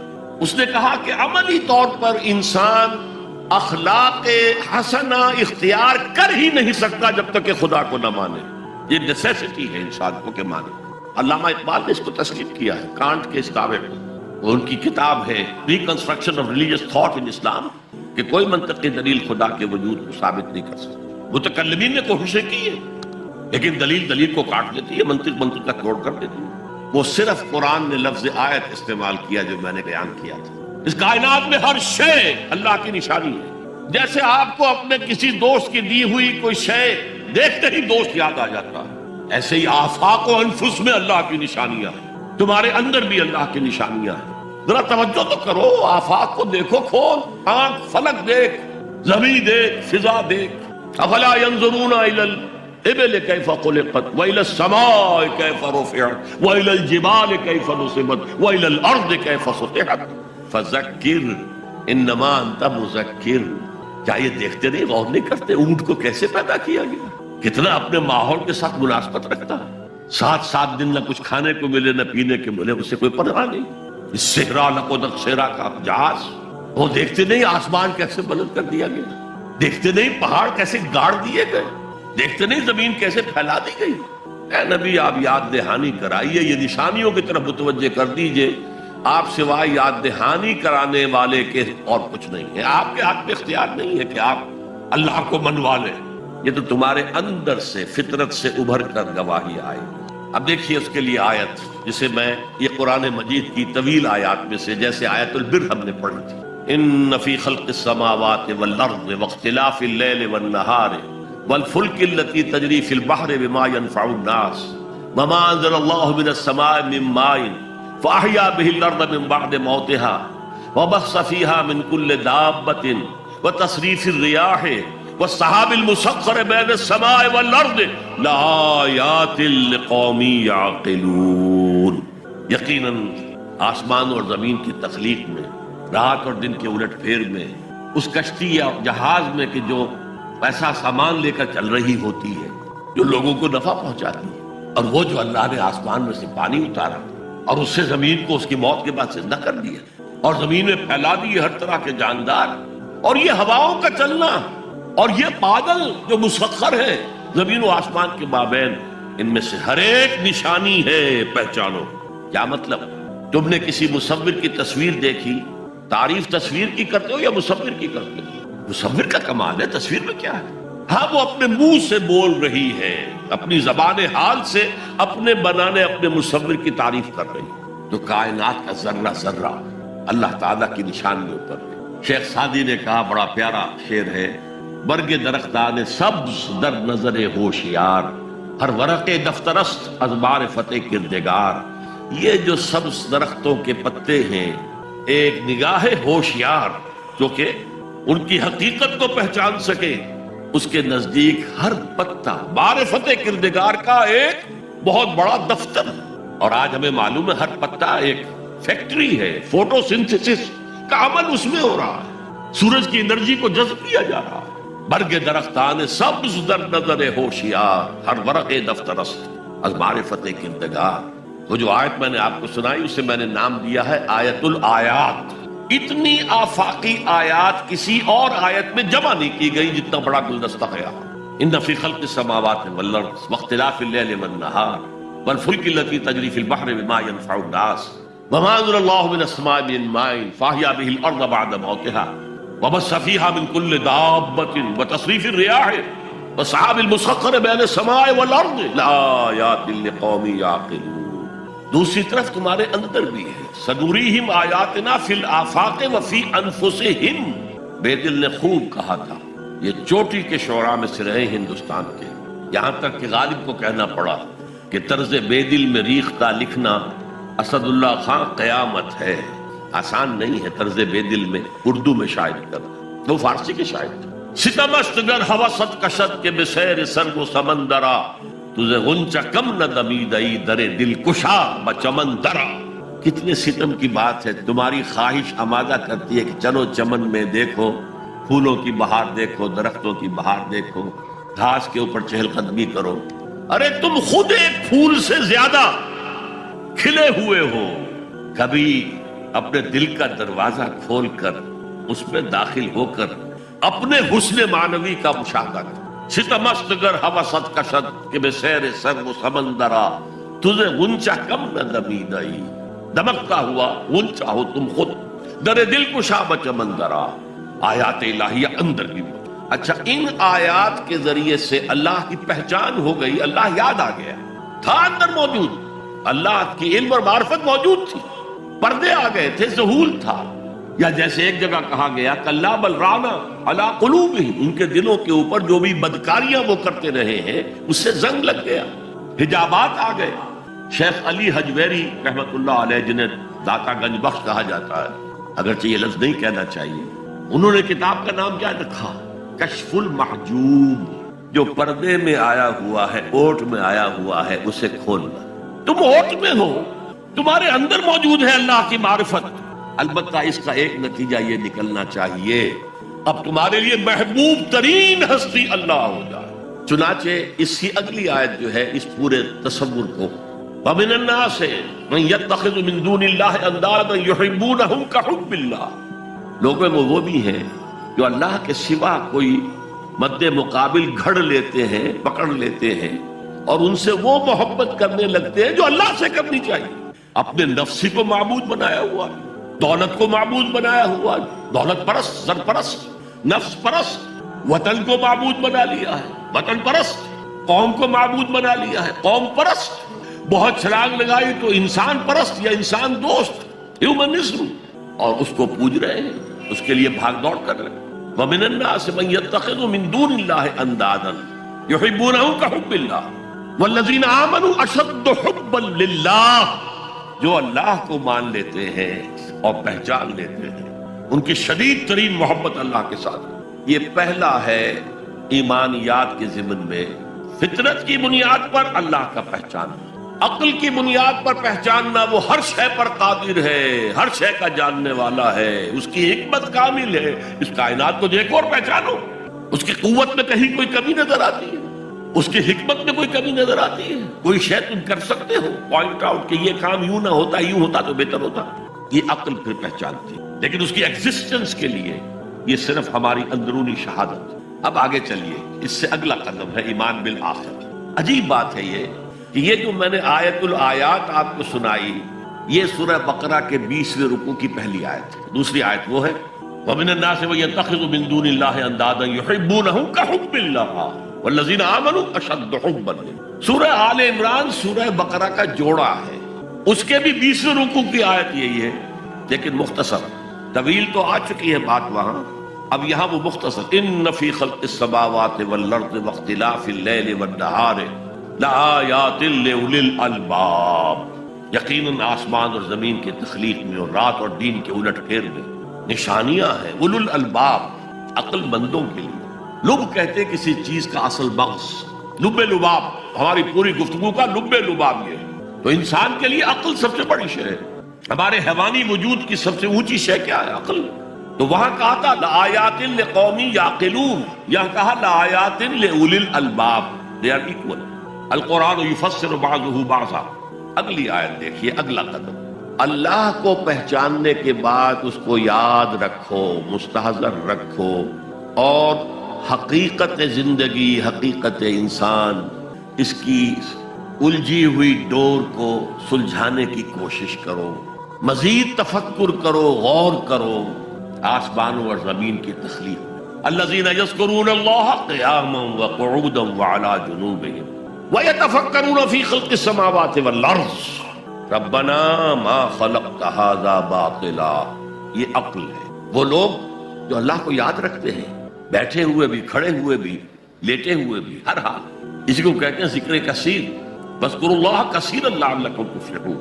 اللہ ذہن میں رہے، موجود رہے، مزید اس گتھی کو سلجھاؤ، کیونکہ ڈور تمہارے ڈور کا سرا ہاتھ میں آ گیا. الجھی ہوئی ڈور کا سرا ہاتھ میں نہ آئے تو وہ سلجھے گی نہیں. ایک سرا ہاتھ میں آ گیا تو اب آپ اس کو سلجھا لیں گے. وہ پہلا سرا ہاتھ میں آ گیا، اللہ. اب اس اللہ کو ذہن میں مستحضر رکھتے ہوئے یتفکرون فی خلق السماوات والارض، آسمانوں اور زمین کی تخلیق میں وہ تفکر کرتے ہیں، غور کرتے ہیں، اور سوچ بچار کرتے ہیں، گہرائی میں اترتے ہیں، تو ایک حقیقت ان پر منکشف ہوتی ہے. ربنا ما خلقت ھذا باطلا سبحانک فقنا عذاب النار. اے اللہ، تو نے یہ سب کچھ بیکار اور بے مقصد پیدا نہیں کی. ہر شے میں حکمت ہے، ہر شے با مقصد ہے. سبحانک، تو پاک ہے اس سے کہ کوئی بے مقصد شے پیدا کرے یا کوئی بے مقصد کام کرے. بے مقصد کام کرنے والوں کو آپ کہیں گے پاگل ہیں. ربنا ما خلقت ھذا باطلا. ایک اور جگہ آیا ہے عبثا، تو نے یہ عبث پیدا نہیں کیا ہے، بیکار پیدا نہیں کیا ہے، بے مقصد پیدا نہیں کیا. ہر شے نتیجہ خیز ہے، ہر شے کے نتائج نکلتے ہیں. گھاس کا تنکا بھی بغیر حکمت کے نہیں ہے. تو آپ غور کریں اس کائنات میں اس کا رول کیا ہے. گھاس کے تنکے کا بھی رول ہے. سبحانک فقنا عذاب اللہ. اس سے ان کا ذہن منتقل ہوتا ہے آخرت کی طرف اور آخرت کے عذاب کی طرف. کیوں، کیسے؟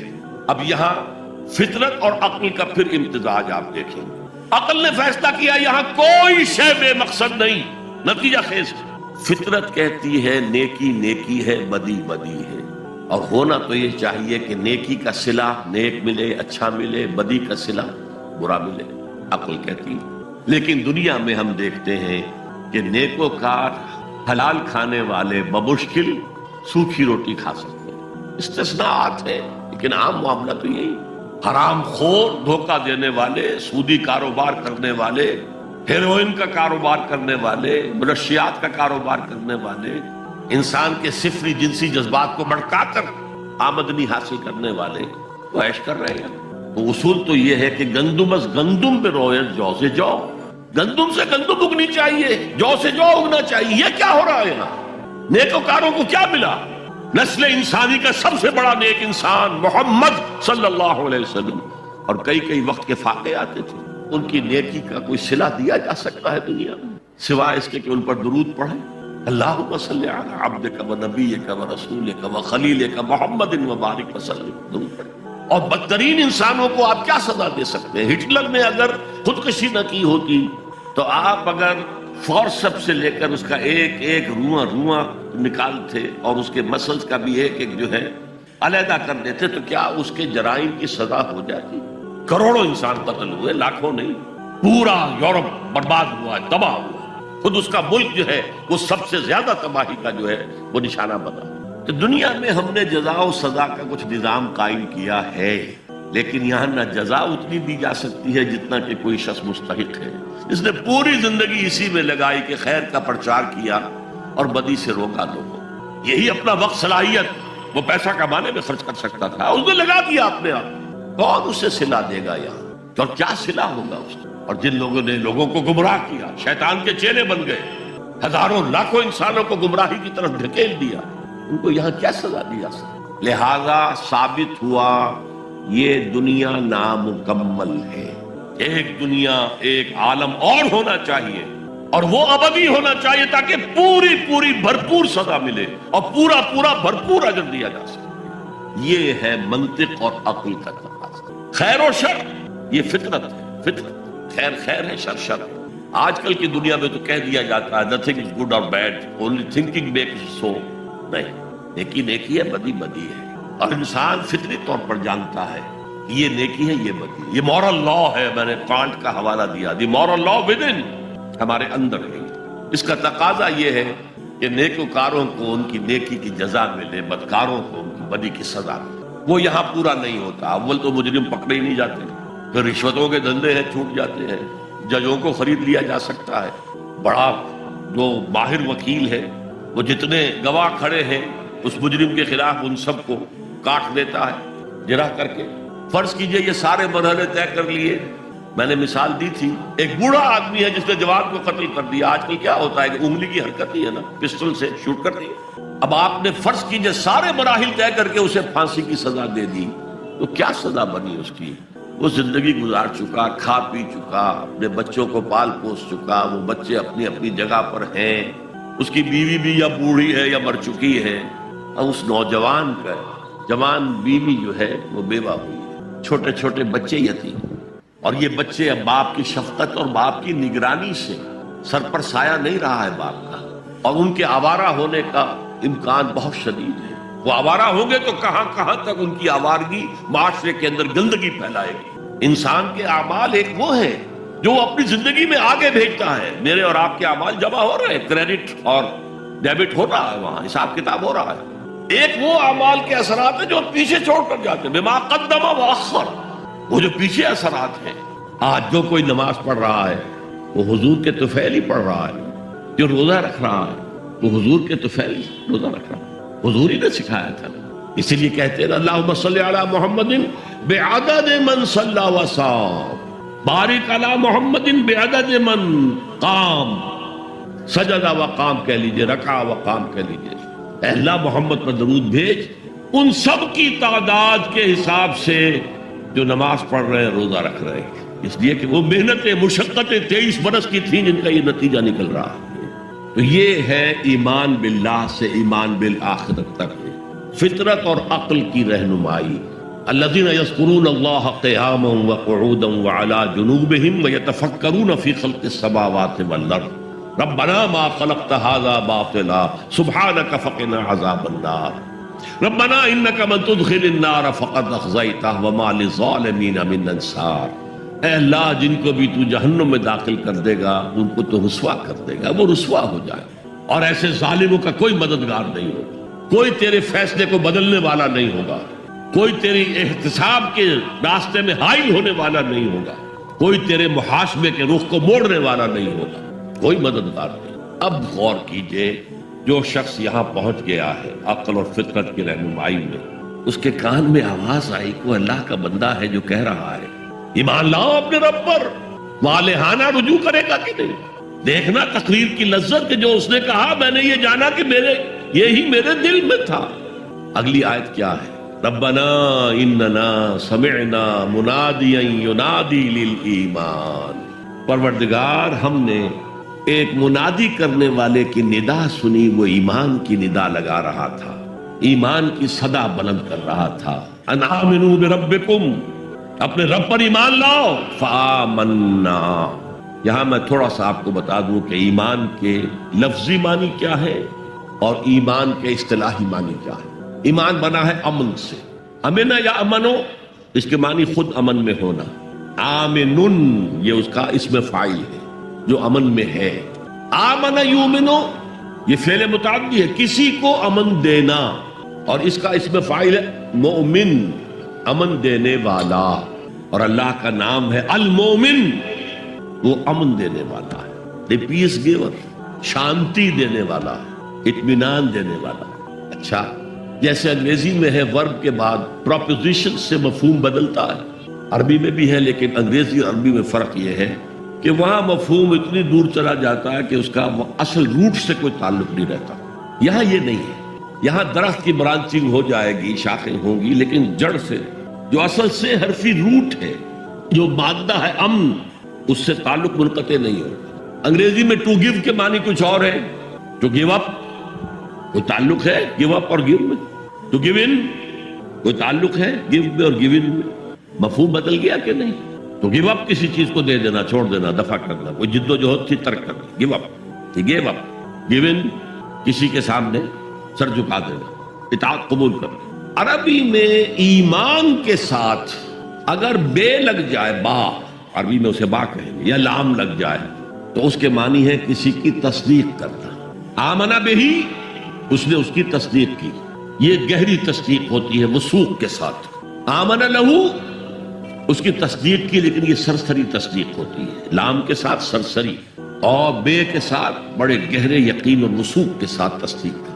اب دیکھیے امن سے کیا تعلق رہا، کسی شخص نے آ کر کوئی خبر دی، آپ نے مان لی تو امن ہے، آپ نے کہا جھوٹ بول رہے ہو، شروع ہو گیا کانفلکٹ، آپ نے اس کی بات مان لی، کوئی جھگڑا نہیں۔ کسی نے آ کر کوئی دعویٰ کیا، میں نے یہ کیا ہے، جھوٹ بولتے ہو، کچھ نہیں کیا تم نے، خام خواہ کو، لیکن اگر مان لے کہ ہاں تمہارا دعویٰ ٹھیک ہے، ہم قبول کرتے ہیں، تو امن ہے، امن دے دیا آپ نے اس کو۔ یہ تو لغوی بحث ہو گئی۔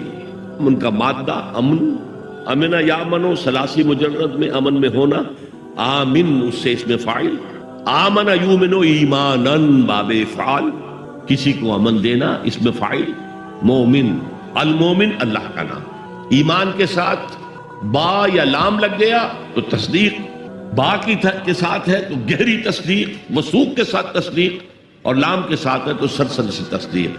اب ایمان کا اصطلاحی مفہوم کیا ہے؟ تصدیق بما جاء بہ النبی صلی اللہ علیہ وسلم۔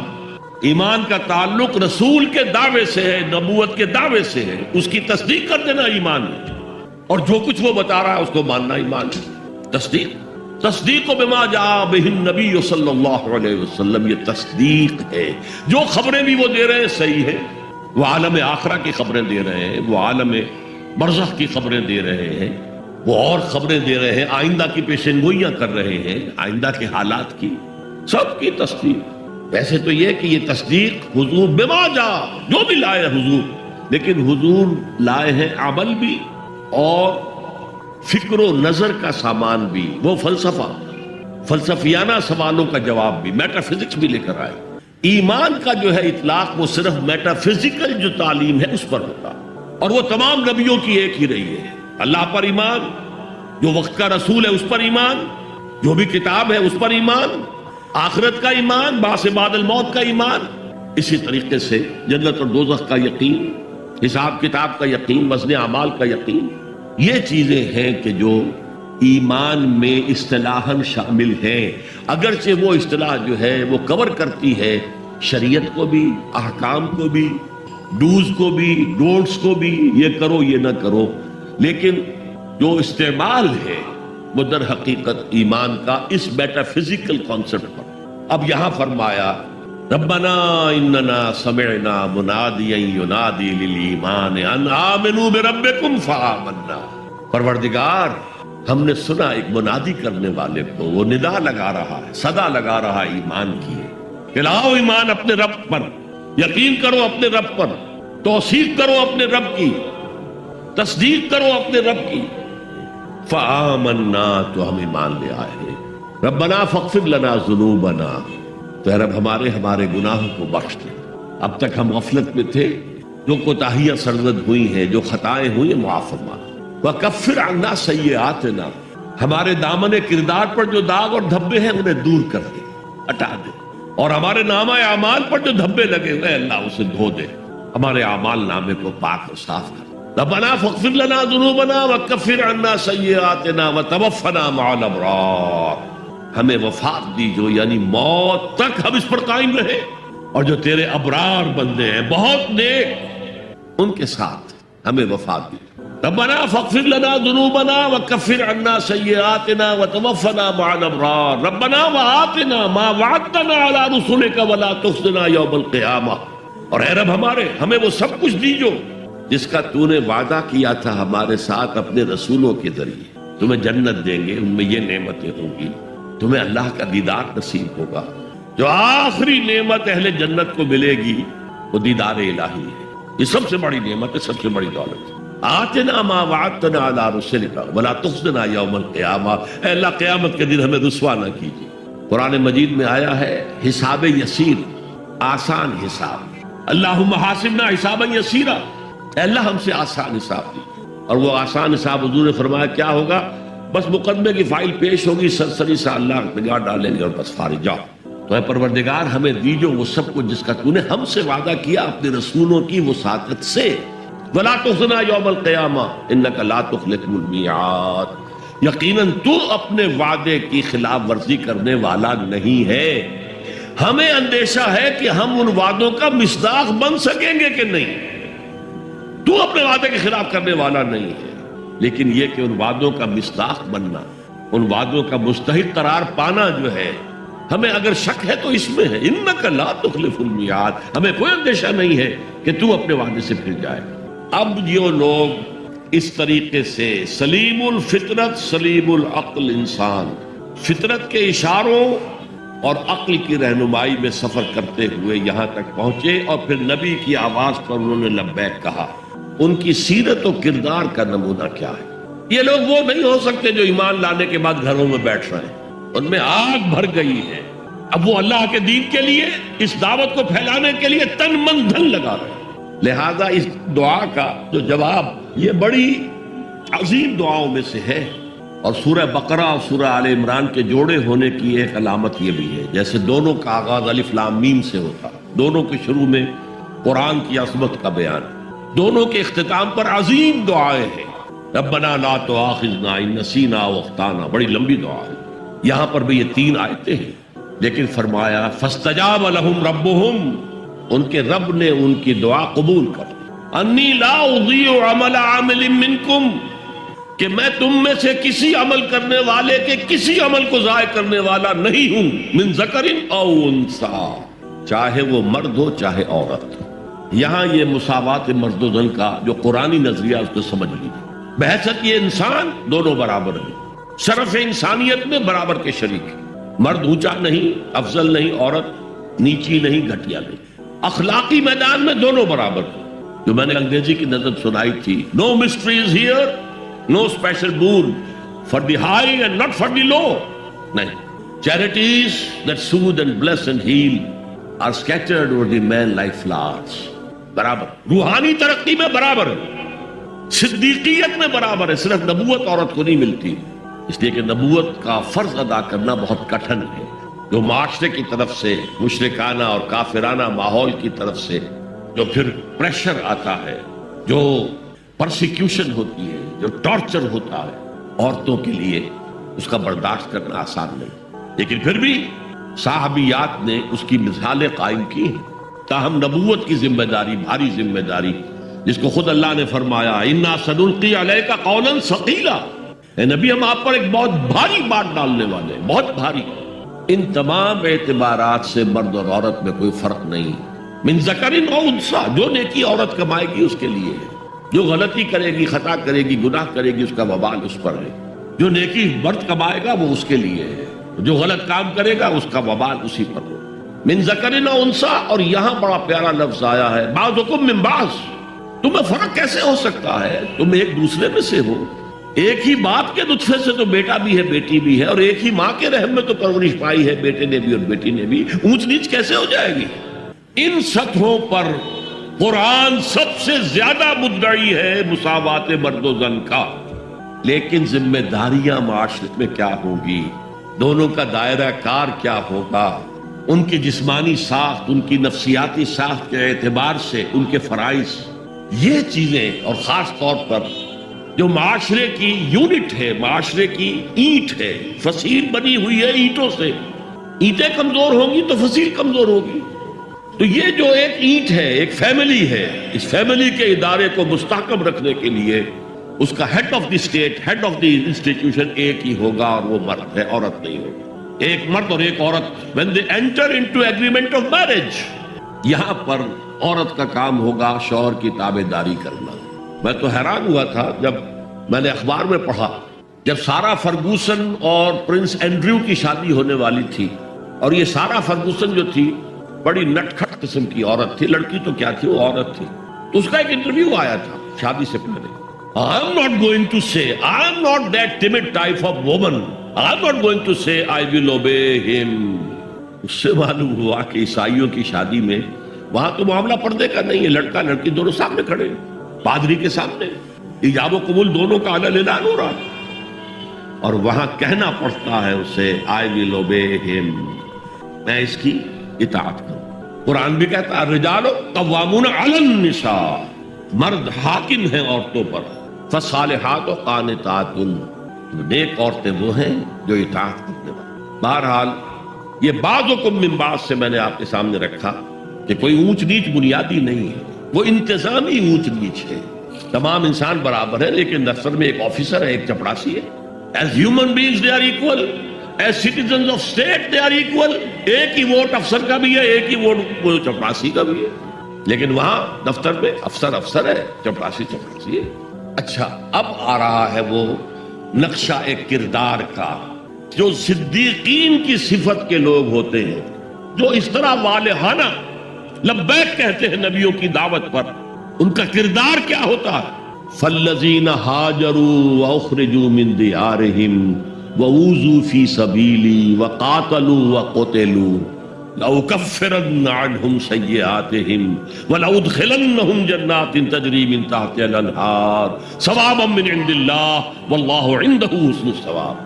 تو میں تو کسی بھی عمل کرنے والے کے کسی چھوٹے سے چھوٹے عمل کو بھی ضائع کرنے والا نہیں.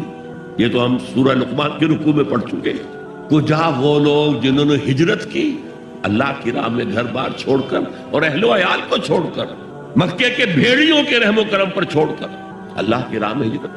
فالذین ہاجروا واخرجوا من دیارہم، یا زبردستی نکال باہر کیے گئے اپنے گھروں سے. وأوذوا فی سبیلی، جنہیں ایذائیں پہنچائی گئی ہیں میرے راستے میں، جو بیتی تھی بلال ابن رباح پر، جو بیتی تھی خباب بن الارت پر، جو بیتی تھی حضرت یاسر پر، حضرت سمیہ پر. فالذین ہاجروا واخرجوا من دیارہم وأوذوا فی سبیلی وقاتلوا، پھر انہوں نے قتال کیا میری راہ میں، فقتلوا، اور قتل بھی ہوئے جانے بھی دی.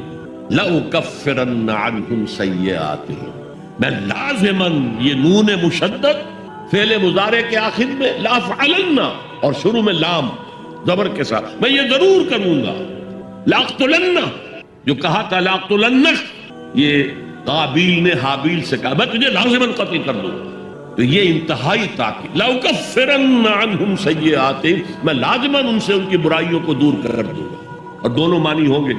اگر ان کے کردار پر پچھلی زندگی کی وجہ سے کوئی داغ دھبے ہیں، کوئی عادتیں بری ہیں، میں صاف کر دوں گا، دھو کے ان کا دامن کردار سفید کر دوں گا. اور ان کے نامہ اعمال پر اگر کوئی دھبے لگے ہوئے ہیں، کوئی خطاؤں اور گناہوں کا کوئی داغ لگے ہوئے ہیں، انہیں بھی دھو دوں گا. لأکفرن عنہم سیئاتہم ولأدخلنہم، اور لازماً داخل کروں گا ان سب کو جنات تجری من تحتہا الانہار، ان باغات میں جن کے نیچے ندیاں بہتی ہوں گی. ثوابا من عند اللہ واللہ عندہ حسن الثواب، اور یہ بدلہ ہوگا اللہ کے پاس سے، اور یقیناً اللہ ہی تو ہے جس کے پاس بہترین بدلہ ہے. تم اپنے آپ کو اولاد میں انویسٹ کر دیتے ہو، اپنی پوری جوانی کی قوتیں اولاد کے وہ صرف کر دیتے ہو. اولاد کتنی ایسی ہے جو والدین کی خدمت کرے پھر بڑھاپے میں کوئی بدلہ دے سکتی؟ ہاں، اللہ کے لیے جو کرو گے اس کا بدلہ محفوظ ہے. اور کسی کے لیے جو بھی کچھ کرو، انگلستان کی ہسٹری میں آتا ہے کوئی ایک وزیر تھا بادشاہ کا، اور وہ بڑا خزانے کو بھرنے کے لیے کسی کو سادہ کمرو، تم بڑے بخیل معلوم ہوتے ہو، تمہارے پاس بہت پیسہ ہوگا، دو بادشاہ کے لیے اتنے پیسے نکالا. اور کسی کو دیکھا ذرا اچھے لباس میں اور جاہو حشمت میں، تمہارے پاس بڑی دولت ہے، نکالو، خزانہ بھرتی ہے. بڑھاپے میں وہی بادشاہ جو ہے اس نے اسے جیل میں ڈالا. تو اس نے کہا had I served God as I served the king، اگر میں نے خدا کی وہ خدمت کی ہوتی جو میں نے بادشاہ کی ہے، تو وہ مجھے میرے اس بڑھاپے کی عمر میں اس طرح ذلیل و خوار نہ کرتا. کون بدلہ دے گا؟ واللہ عندہ، یہ بھی حسر کا اسلوب ہے کہ زید عالم ہے، اور بھی ہو سکتے زید ہی عالم ہے، باقی نہیں ہے. واللہ عندہ، یقیناً صرف اللہ کے پاس ہے حسن ثواب، اچھا بدلہ، بھرپور بدلہ، پورا کا پورا بدلہ، وہ صرف اللہ کے پاس. تو یہ ہے ایمان کا تعلق عقل اور فطرت کے ساتھ. اور پھر جو اس قسم کے لوگ ہوتے، یہ سب لوگوں کا معاملہ نہیں ہے، یہ سابقون الاولون کا معاملہ، یہ صدیقین کا معاملہ. باقی جو ان کی پیروی کرتے ہیں، ان کو دیکھ کر ان میں تو ہمت اتنی ہوتی، ہر چہ بعد آباد، اب جو ہو جائے. میں کشتی دریا میں ڈال چکا، لیکن اب یہ چلے گی، تیرے گی تو ہم تیریں گے، ڈوبے گی تو ڈوبے گے. یہ کردار. کچھ لوگ ہوتے جن میں اتنی ہمت نہیں ہوتی، وہ پہلے دیکھ لیتے کچھ لوگ چل رہے ہیں آگے، والذین اتبعوہم بإحسان، جو ان کی پیروی کرتے ہیں، ان کے پیچھے آتے ہیں، لیکن آتے ہیں حسن نیت کے ساتھ، ان کے اندر کوئی فریب کا ارادہ نہیں ہوتا۔ تو یہ جو صدیقین ہیں، ان کی سیرت و کردار کا یہ نقشہ، فالذین ہاجروا واخرجوا من دیارہم واوذوا فی سبیلی وقاتلوا وقتلوا لأکفرن عنہم سیئاتہم ولأدخلنہم جنات تجری من تحتہا الانہار ثوابا من عند اللہ واللہ عندہ حسن الثواب۔ تھوڑا سا اشارہ ادھر بھی کر دوں، ان تمام کاموں میں عورتیں مردوں کے ساتھ شریک رہی۔ ہجرت حضرت عثمان نے کی تو ساتھ آپ کی اہلیہ حضرت رقیہ حضور کی نور چشم، وہ بھی ساتھ تھی۔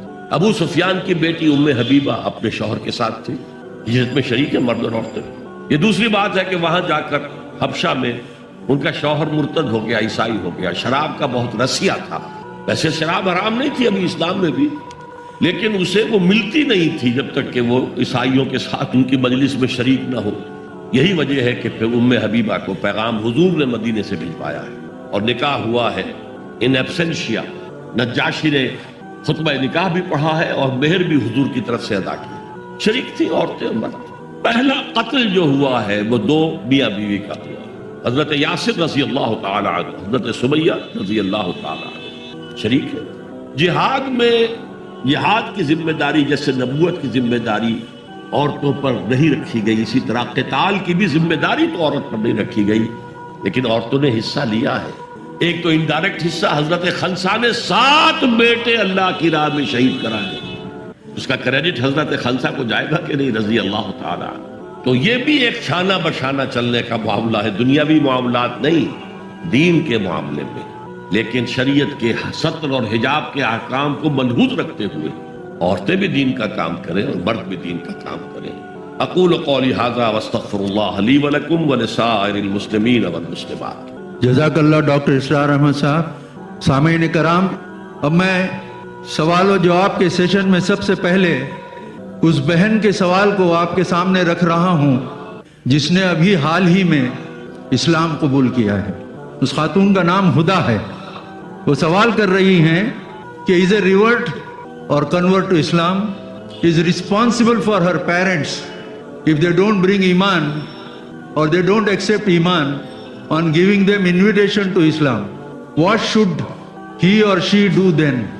As I've already said during my discourse, you have to serve them, you have to support them, even if they don't accept iman. They are your parents and you are indebted to them. Anishkur li wa liwalidayk. وَإِن جَاهَدَاكَ عَلَىٰ أَن تُشْرِكَ بِي مَا لَيْسَ لَكَ بِهِ عِلْمٌ فَلَا تُطِعْهُمَا وَصَاحِبْهُمَا فِي الدُّنْيَا مَعْرُوفًا۔ It has been discussed in detail. ایک ہمارے ہندو بھائی ہیں ہریش پانڈے، وہ کہتے ہیں as per the human nature we love pets, that is animals, especially dogs. I want to know what Islam says about keeping them and their trading. My Muslim friend says they cannot keep or trade in dogs. Actually, the details of Islamic law, I am not an expert in that field. We can keep dogs, but they should remain outside the living quarter. They shouldn't enter your living portion of the house. As watch, they can be watching your house during the night, etc., etc. And then آپ شکار کرنا چاہتے ہیں تو آپ کتے رکھ سکتے ہیں، قرآن مجید میں ذکر ہے شکاری کتوں۔ اور جہاں تک ٹریڈنگ کا معاملہ ہے، as far as trading is concerned, I'm not sure, so I plead ignorance about that. ایک سوال ہے کہ کرسچن کا عقیدہ ہے کہ حضرت عیسیٰ اللہ کے بیٹے ہیں، تو پھر ان کے عقیدے کے مطابق وہ کون سی شخصیت ہے جو باپ ہے؟ نعوذ باللہ یہ بات قل هو اللہ احد کے نفی کرتی ہے۔ یقیناً یہ بہت بڑا شرک ہے اللہ کے لیے کسی کو بیٹا یا بیٹی ماننا۔ مشرکین عرب جو ہیں وہ فرشتوں کو خدا کی بیٹیاں مانتے تھے اور انہی کے ناموں رکھ کر انہوں نے اپنی مورتیاں بنائی تھیں۔ لات، عزا، منات، یہ سب مؤنث نام ہیں، خدا کی بیٹیاں۔ اور یہ معاملہ کرسچینٹی کے اندر اپنی انتہا کو پہنچا ہے۔ وہ کہتے ہیں صلبی بیٹا ہے اللہ کا، نعوذ باللہ من ذالک، نعوذ باللہ من ذالک، نعوذ باللہ من ذالک۔ میں نے اس کی نفی کی تھی کہ شرک بالذات جو بدترین شرک ہے، شرک فی الذات اس کی یہ بدترین صورتیں ہیں اور یہ ناقابل معافی. باقی حضرت عیسیٰ کا کوئی باپ نہیں تھا، بن باپ کے پیدا ہوئے. ورجن میری ہم تسلیم کرتے ہیں، جیسے کہ عیسائیوں کا عقیدہ ہے کہ وہ بن باپ کے پیدا، ہم بھی مانتے ہیں. جیسے ان کا عقیدہ ہے کہ وہ زندہ آسمان پر اٹھائے گئے، ہم بھی مانتے ہیں. فرق کیا ہے؟ وہ سمجھتے ہیں کہ وہ سولی چڑھے، وہاں مرے، پھر دوبارہ زندہ ہوئے، پھر اٹھائے گئے. ہم کہتے ہیں نہیں، وہ سولی چڑھے ہی نہیں. وما قتلوہ وما صلبوہ ولکن شبہ لہم. ایک مشابہت پیدا کر دی گئی تھی ان کے لیے، ایک اور شخص کی شکل بنا دی گئی تھی حضرت عیسیٰ کی سی، اور وہ سولی چڑھا ہے. اور یہ انجیل برنباس جو ہے، جو ویسے عیسائی اسے کینونیکل تسلیم نہیں کرتے، مستند نہیں مانتے، اپوکریفل کہلاتے ہیں. انجیلیں اور ہیں، ان میں سے ایک ایونجیلیم برنباس کی انجیل ہے. اس میں یہ بات واضح کی گئی کہ حضرت عیسیٰ کے حواریوں میں سے جس نے غداری کی تھی اور مخبری کر کے پکڑوانے کی کوشش کی تھی، اس کی شکل بدل دی گئی تھی اور وہ سولی چڑھا ہے. باقی سیکنڈ کمنگ آف جیسس عیسائی بھی مانتے ہیں، ہم بھی مانتے ہیں. تو اس اعتبار سے حضرت مسیح کی شخصیت کے بارے میں، ان کے میریکلز ہم بھی مانتے ہیں، قرآن بھی تسلیم کرتا ہے، ہمارا ان کا بہت قرب ہے. لیکن خدا کا بیٹا ماننا یہ بدترین شرک ہے، اور سولی پر چڑھ جانا ان کا، یہ ہم کسی صورت تسلیم نہیں کر سکتے. اللہ کا کوئی رسول کبھی قتل نہیں کیا جا سکا، اور نہ اس کا امکان ہی نہیں تھا. نبی قتل کیے گئے، رسول نہیں. اب وہ سوال پیدا ہو جائے گا نبی اور رسول میں فرق کیا ہے، لیکن وہ اس وقت میں اس سے بحث نہیں کروں گا. ایک خاتون کا سوال ہے، صدف صدیقی، جزاک اللہ خیر. آپ سے یہ سوال ہے کہ اگر والدین ضعیف و کمزور ہوں اور ہمیں اپنے شوہر کا حکم ماننا چاہیے یا اپنے والدین کی خدمت کرنی چاہیے؟ جیسا کہ آپ نے کہا تھا کہ شوہر کا حکم نہ ماننے والی عورت کے لیے طلاق کا راستہ کھلا ہے، ایسے حالات میں ہمیں کیا کرنا بہتر ہے؟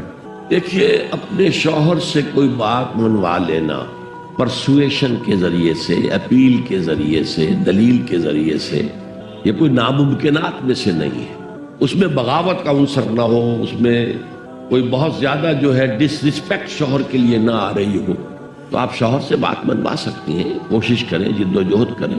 خاص طور پر اگر آپ ہی ہیں، صرف ایک بیٹی ہی ہے اور کوئی بیٹا ہے ہی نہیں، کوئی بیٹی اور ہے نہیں، تو میں یہ سمجھتا ہوں کہ کوئی سلیم الفطرت انسان نہیں روکے گا اپنی بیوی کو کہ وہ اپنے والدین کی خدمت کرے.